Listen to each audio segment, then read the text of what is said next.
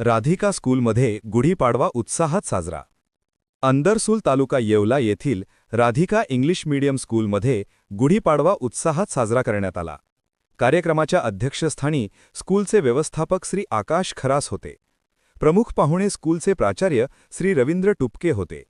यावेळी सकाळी स्कूलच्या प्रांगणात स्कूलचे प्राचार्य, शिक्षकवृंद आणि विद्यार्थ्यांच्या उपस्थितीत गुढी उभारण्यात आली.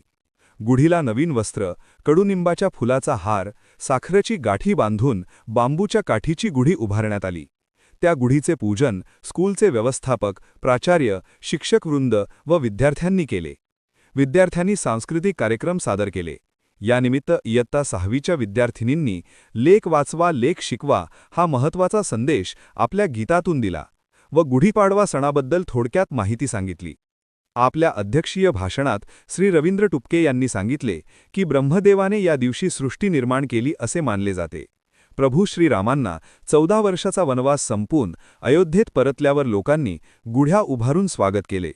शालिवान राजाने शत्रूवर विजय मिळवल्याचे प्रतीक आहे.